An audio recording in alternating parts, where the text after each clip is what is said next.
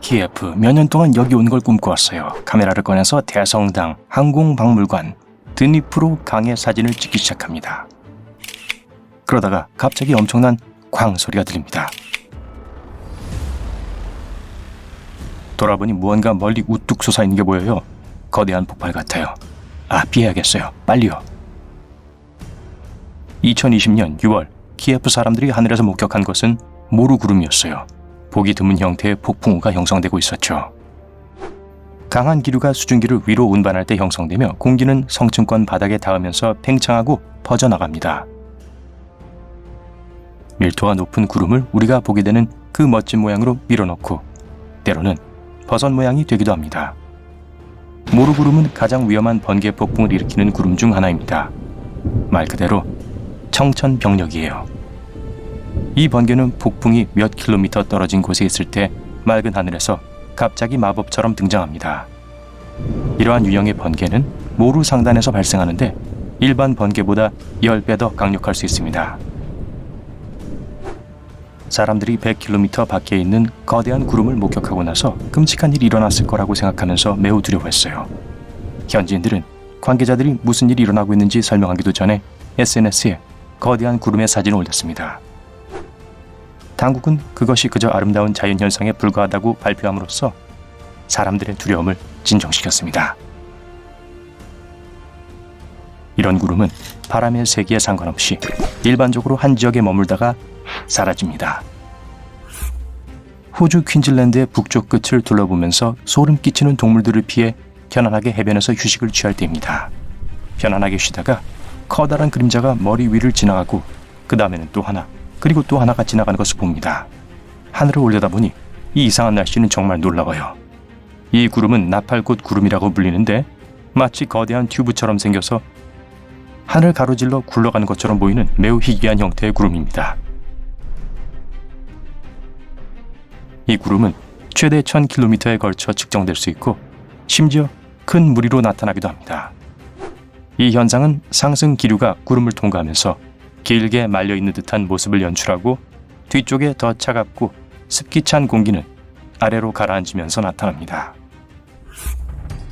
2001년 7월과 9월 사이 남부 인도 사람들은 기록된 역사상 가장 이상한 기상현상 하나를 목격했습니다. 붉은 비가 내렸어요.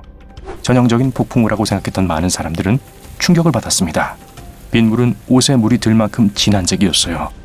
다른 색깔도 있었는데 녹색, 노란색, 갈색 그리고 심지어 검은색도 있었어요. 장마철 중간에 붉은 비가 내리기 시작했고 몇 주 동안 주기적으로 내렸습니다. 연구원들은 이 특이한 비가 먼지나 해조류 때문에 이런 색을 띠게 됐다는 것을 발견했어요. 맛을 보려고는 하지 마세요. 과학자들은 어떻게 해조류가 저 멀리까지 올라가는지는 확신하지 못합니다. 그래서 이 현상이 약간 불안하게 느껴지죠. 피곤한 하루를 보낸 후 거품 목욕을 하면서 피로를 풀고 싶지만 욕조를 채우는데 너무 오래 걸린다고요? 방법이 있어요. 큰 폭풍우가 지나간 후 아무 해안가로든 가서 몸을 담그세요. 거품이 많은 조수는 한 장소에만 국한적으로 나타나지 않습니다. 세계 어디에서든 나타날 수 있어요. 바위 투성이 해안선을 따라 일어날 가능성이 높아요. 샌프란시스코 해안, 북아일랜드, 호주의 물루라바 같은 곳이죠. 각 해안마다 바다 거품을 형성하는 조건이 다릅니다. 만약 유리잔에 바닷물을 떠서 자세히 관찰하면 그 안에 작은 입자들이 가득 차 있는 것이 보일 거예요. 식물, 화학물질, 그리고 많은 소금과 미네랄과 같은 것들이 거품을 만드는 완벽한 공식입니다.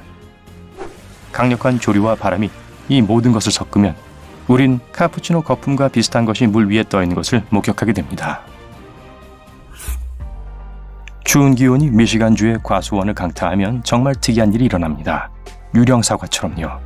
전혀 무섭진 않아요. 하지만 어느 겨울 유령 사과를 보기 위해 그곳을 방문하려고 한다면 꼭 알아두세요. 그런 현상이 일어나려면 여러 가지 조건이 완벽하게 충족되어야만 합니다. 그리고 몹시 추워야 해요. 사실 이것은 사과가 가지에 달린 채로 사과 표면의 비로 인해 얇은 얼음층이 형성될 때 발생하는 드문 기상현상입니다. 그러고 나서 사과가 녹아서 사과 소스처럼 새어나오면 아름다운 얼음 껍질만 남게 됩니다. 베네수엘라의 카타툼보 강은 세계에서 가장 전기가 많은 곳일 거예요. 1년에 거의 300번의 폭풍우가 몰아칩니다. 번개 폭풍은 매우 규칙적이어서 3개월 전에 미리 예측됩니다.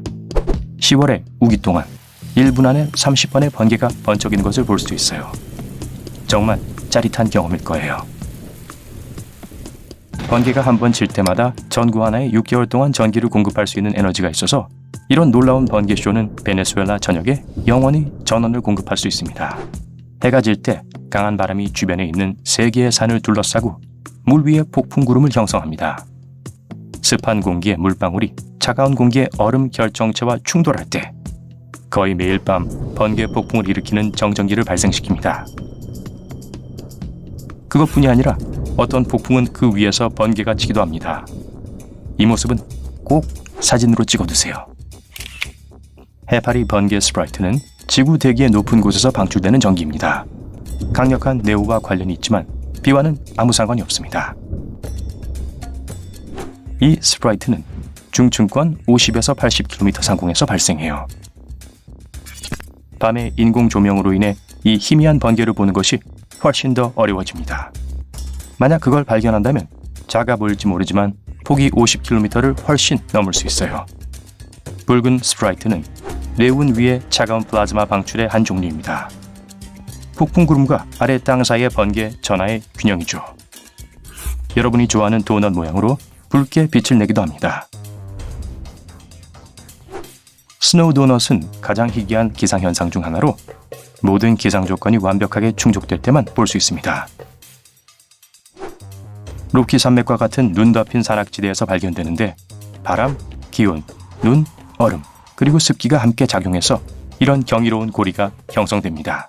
땅의 얇은 층에 젖은 눈, 그 층 아래 얼음이나 가루눈, 그리고 이 도넛을 언덕 아래로 눈덩이처럼 굴릴 수 있을 만큼 강한 바람이 필요합니다. 일단 구르기를 멈추면 야구공 크기에서 자동차 타이어만큼 클 수도 있어요.